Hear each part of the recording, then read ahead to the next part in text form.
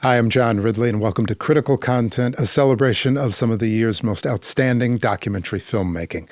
Critical Content is produced by No Studios and sponsored by the American Family Institute for Corporate and Social Impact. In describing the film All That Breathes, Vogue magazine called the work a mesmerizing, unforgettable story about so many things: wildness, urban squalor, intimacy, devotion, entropy, and heartbreak. Few documentaries would attempt to delve into so many issues with so few words and little dispensation of statistics, favoring instead lingering images and embracing negative space. It is a recipe that not only works, but results in a singular piece of filmmaking.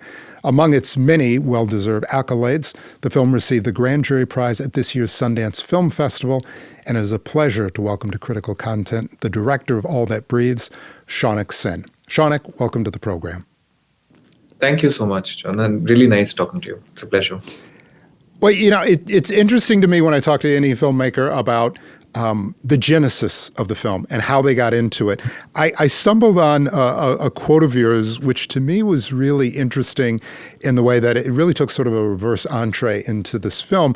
But you said, if I'm quoting you correctly, the truth is that you've always found a lot of environmental discourses genuinely unappealing because a lot of it is either gloom and doom or it's the kind of bleeding heart sentimentality that is a bit off-putting, both of which you think do more of a disservice than good, and yet you've landed on a film that is about the environment, is about our responsibility, and though it is about gloom and doom, is incredibly uplifting. Talk about your entree into this film and what the genesis was, and how someone who, I don't want to say that you're against environmental films, but feel like they can be a bit myopic, arrived to something that was so profound in its dispensation. Right. So I think that comment largely voiced a kind of discontent or grouse against a particular form of environmental filmmaking, really, which often tends to be pedantic or moralistic or, holds audiences by the collars and instructs them to feel bad. And I feel like, the best films are often like Trojan horses. They sneak ideas in and are able to emotionally move audiences, even when they don't want to have that conversation. So I only meant it in the sense of form. I think how the film began essentially is it started taking a kind of ineffable, vague shape in my head before I ever met the characters, really. So the thing is, when you live in Delhi, the air itself takes on such a almost sentient presence. It's like a heavy, palpable, visceral, opaque, and a very gray kind of presence that your life is suspended in. And I wanted to do something which was vaguely put on the kind of abstract triangulation of air, birds, humans. And the thing is, every time you look up at that monochromatic gray expanse that is the sky, and you see these tiny black dots kind of peppered in it, I was always gripped by this sensation of a bird falling off a gray sky. And as vague as that image sounds, that's essentially how the film sort of started taking shape. I was philosophically, of course, interested in human non-human entanglement as a concept, especially in the city. But above and beyond that, it was this kind of a mood or a texture or a sensorium that I was interested in. And then I essentially just literally Googled where do birds that fall off the sky go to. And that's when the work of the brothers first came to my attention. And the thing is, the minute you first visit the basement in which they live, it's just so inherently cinematic, it's like, and the work that they do is truly singular. So that's how the film initially kind of started taking shape. If I was at gunpoint asked to name when the film started, because, a film is like, it's like jumping off a cliff, and it feels like a bit of a fever dream. So you don't really know when it begins, but I think it was largely it was meant to be a kind of a meditation on air and grayness through a bird. And then finally, I was able to find a family that encapsulated a large amount of the philosophical and aesthetic things that I was interested in, really. Wow. In my research on you, I found out that you're a visiting professor at Cambridge University, I was prepared for an expansive mind, but I have to say, just even in this first question, you've got a beautiful mind. It's incredible. You talk about. Sorry, just a quick correction. I Yeah. did a fellowship at Cambridge, which was a brief visiting fellowship. It wasn't a professorship. Okay, you're And also incredibly honest, because we're going through some things here in America where people are brushing up their resumes at exponentially. So look, I'm just going to say you've got a beautiful mind. It's incredibly philosophical, and yet you do an amazing job of taking these very big thoughts and this very humanistic approach to life. There are a couple of things I want to get to, but you talk about sort of this transspecies love sometimes, and how we can fall in love with certain. You certainly see that, people falling in love with their dogs, with their cats, but finding that commonality and finding that love, which you certainly get to in this film. So I do want to talk about your primary individuals in this film, but I do want to take a bit of a step back. The first individual, and we are talking about sort of transspecies love, it's the black kite. So start with this bird and why this bird is both important in terms of what it represents in the film, but also in terms of what it represents in Delhi, why this bird in particular is so important, the black kite. Well, to begin with, let me just say that, the animals that you mentioned, like dogs and cats, are companionate species. And I mean, the histories of emotional bonding are obviously robust and very, very, very long. The black kite is not even a cute songbird, it's often a ferocious raptor, like these big magisterial looking birds that can actually really mess you up. They have sharp talons. And how I initially got interested in black kites is, every time you look up in the city of Delhi, it's like the picture postcard of the dystopic city, where you see these lazy dots gliding in the sky, which are the black kites. And in the recent years, they've only grown and grown in numbers. And I realized over time that they have an incredibly successful urban career. And Delhi certainly has the densest population of black kites, which has become the case only more recently for a variety of reasons, really. But how I got interested in the story in connection to the bird is that when I met the brothers, they had a kind of, it was like a love story between a man and a bird, like you correctly pointed out. And what was interesting was this kind of ravenous, hypnotic, transspecies love. And the black kite sort of emerges as a wondrous, otherworldly, magical creature with an incredible aura and beauty. And so to see that kind of a bird like falling down in such a high number was already quite something. And to me, it was interesting because the black kite allowed me to kind of tie together a ecological, philosophical, and a kind of emotional story together, while also keeping a kind of finger on the socio-political pulse, really. So that is how it began, because the kite sort of allowed, it became a vector for tying together a variety of different registers. And when we began the film, I was actually more sure of what the film should not be. I was certain that it ought not to be a wildlife or a conventional nature documentary. We didn't have the skill set, experience, nor the ambition to do that. Secondly, I did not want it to be a kind of conventional political doc, insofar as those sort of place the socio-political object front and center, and thirdly, I did not want it to be a sweet film about nice people doing good things. So because there is a risk of a kind of maudlin, sentimental, NGO-ish kind of a film coming out of the same space and topic. So I very much did not want that either.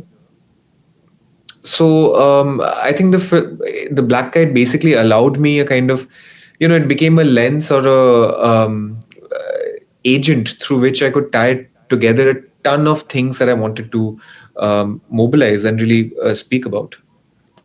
So you've mentioned the two brothers. There are actually three individuals, but the two brothers who are very central to the film, Nadeem and Saud. and they have an assistant, Salik. Talk about these three, because you talk about not wanting the film to be maudlin or sentimental, and the brothers' relationships to each other, as well as to the Black Kite, as well as you mentioned, and we're going to get into this, some of the socio-political aspects that are going around Delhi at the time. But just for the audience, describe who these two brothers are and what it is that they're attempting to do in this film.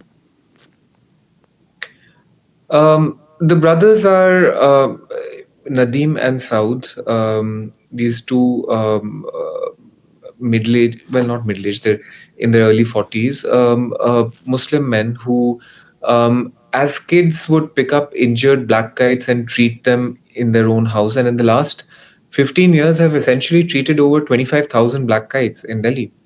And what they do is truly remarkable because they work out of a very tiny, derelict, grubby basement full of industrial decay. And they're from a working class family. So they do it out of pure love. And it's really, really remarkable. But it wasn't just this aspect that was interesting to me. They're also, in some ways, philosophers of the urban because they talk about urban ecology and, how to think of life writ large on the canvas of the city in ways that are truly unique and exceptional. So, and what was interesting to me is that unlike the usual kind of proponent of the protagonist of the environmental film, there's none of the gloom and doom, the stuff that we were talking about earlier. Instead, they have a kind of a wry resilience. They have a stoic kind of put your head down and keep working sense. And I really enjoy that kind of disposition because it's a very interesting conceptual disposition to climate change because essentially they really have the front row seats to complete ecological collapse, right? And yet they're like three Don Quixotes who every day traffic in sort of daily miracles. So I find that really, really incredible. And every bird that flies off their house is a tiny miracle, really. It's incredibly humanistic in that regard. And again, another nugget that one of the characters drops, just talking about how we communicate and that violence at the end of the day is a form of communication. But what are people really saying? And what are they trying to connect with that violence? Again, this film, All That Breathes, it tackles so much, and it could have been very dry. It could have been very statistic driven. And I think it would have been effective in that regard. But so much of what you've talked about so far, and this is what I'd like to pivot to, is the style of filmmaking. And this is a film that, as it deals with very difficult subject matter, is lensed so beautifully, so meticulously, is so patient in its storytelling, makes choices that I consider, I hate to call them brave because I think they're very correct, but I do think a lot of, unfortunately, a lot of, I think, documentary filmmaking now, because it has become, people see a way to make money off of it. They want to apply certain aesthetics that you would to narrative, a quickness, snappy, make it sexy, where your film is incredibly patient and incredibly thoughtful. You talked in interviews, one of the things that you're most proud of with this film is its style. And you talked about Victor Kossakovsky, a Russian filmmaker, and emulating that style. Talk about your approach, because even in the first couple of minutes in this film, one cannot help but realize this is a very different, a very brave style of filmmaking, particularly in the documentary space. Just talk about your approach, if you can, to telling this story.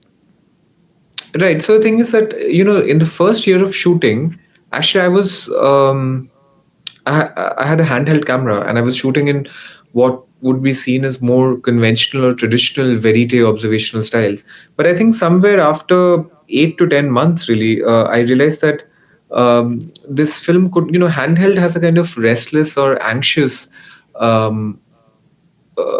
spirit to it because, it embodies the camera person in a felt, fleshy sort of a way. And I realized that the brothers were, they're like philosophers of the urban. And the film, therefore, had to be more contemplative and meditative.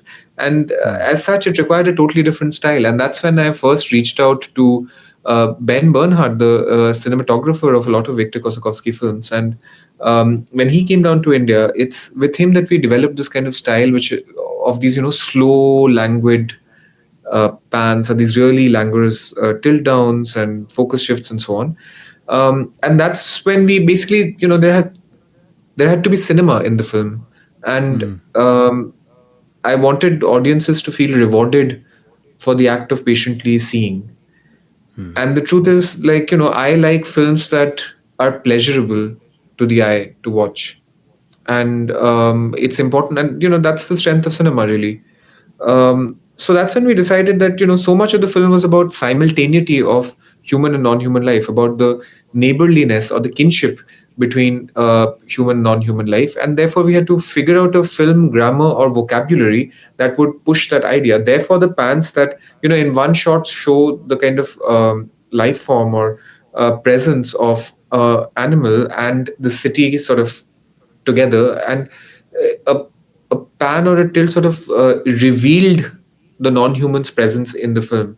And so much of how we think about climate change is actually about how the world, how the living world, how forests and seas and nature itself has inserted itself into our lives with a kind of urgency and a force of will and power.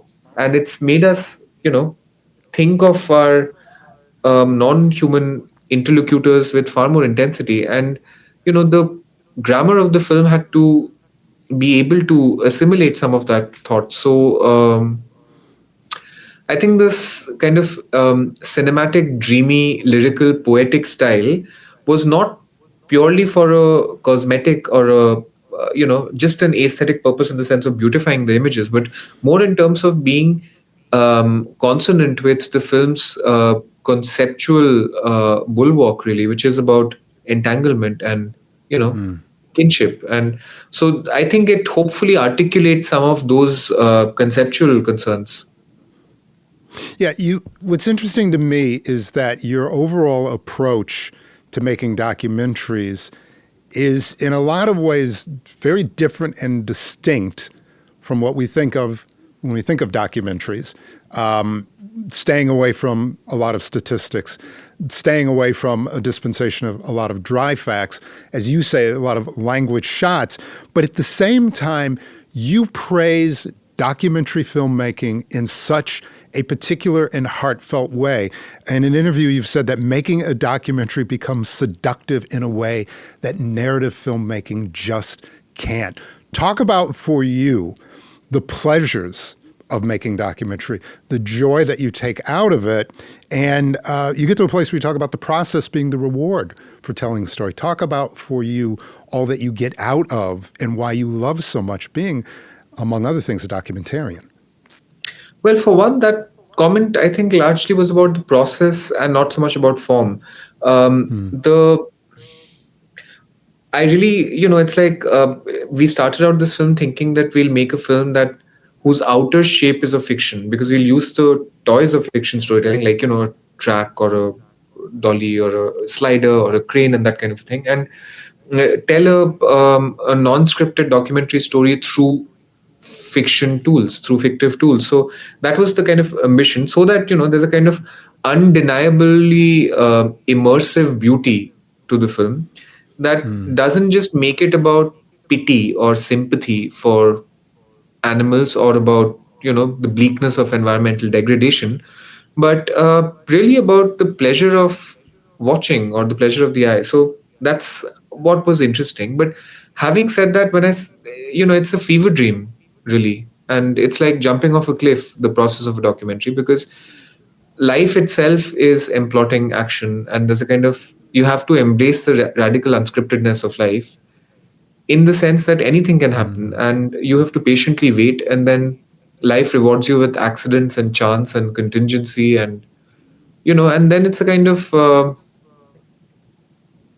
you start looking at the world through the demon eyes of the idea, and everything changes, and before you know it, 3 years are over, and it's like a spiraling dream world rabbit hole of things. And because it's not like fiction, it's not like a mercenarily scheduled we have 2 months of shoot and everybody has these many shifts and this is how much they're paid, and this, it's not like that, right? It's Right. a completely seductively and deliciously open-ended thing, and it takes incredible emotional wherewithal, and it takes a lot out of you, and therefore it gives to you certain spiritual rewards that I can't imagine very many other things giving you. Yeah, most of us in America, we're familiar at the very least with the Bollywood film industry, probably not so familiar with other nonfiction films that are coming out of India. But you've talked about your hope for the nonfiction space, and that you feel like the kinds of films, or at least people being more aware or open to seeing these kinds of stories from around the world. As someone who now, whether intentionally or unintentionally, you've certainly become a leader of this moment, what is your hope for nonfiction films coming out of India or even out of other areas that we here in America have not, but certainly need to pay more attention to stories that are not just coming out of our lived experience? I think it would be correct to diagnose that something is definitely afoot in terms of things really changing with the Indian documentary scene. In the recent years, there have been, at least I can think of 4 or 5 documentaries that have done exceedingly well in a lot of global festivals and so on. So there's definitely a movement. We've, I think, historically suffered from like infrastructural issues in terms of resource crunches, etc., for nonfiction, but that's clearly changing. But apart, I don't want to just say a trite thing about how films are doing better now, but because your question also was geared towards what can you in the West look towards, the thing is that the Western way of being is one way, and the world is a really big, plural, multifaceted space, and um, dipping into other genealogies and ontological ways of being and looking at the world is really, I think, it makes the world denser and richer. And I mean, I wouldn't just like say there's a lot of very, very interesting work happening across, what's pejoratively called as the third world, and across. I mean, I'm more familiar with the South Asian context, where there's a lot of very, very interesting work at very often 1/20th the price of films here are being made. So I think it's interesting also because like there are different vantage points, there are different historically situated perspectives, and also more importantly different visual entry points. I mean, um, you have the West has a kind of legacy of the Renaissance perspective, or a whole kind of way of looking at the world optically, but there are other ways, and I think it's really important that all of these different approaches jostle cheek by jowl in the plural marketplace of images. We need new images, right? So for that. Yeah. Well, the film is all that breathes, and you talk about needing new images, and I sincerely mean this. There are a few films that I've seen that are as expansive, wide-ranging, about so much, but never lose sight of the human element, these characters, and how we all fit in to the world that is around us, both the environmental world and the socio-political world. It is honestly just an extraordinary film. All That Breathes, the director is Shaunak Sen. Shaunak, thank you so much for joining us. I deeply appreciate it, and congratulations on just a remarkable, remarkable piece of filmmaking. Thank you so much. This was indeed a pleasure, and I really love having this conversation. Thank you. It was a pleasure for us. Congratulations on the film, All That Breathes. This has been Critical Content. Thank you so much for joining us.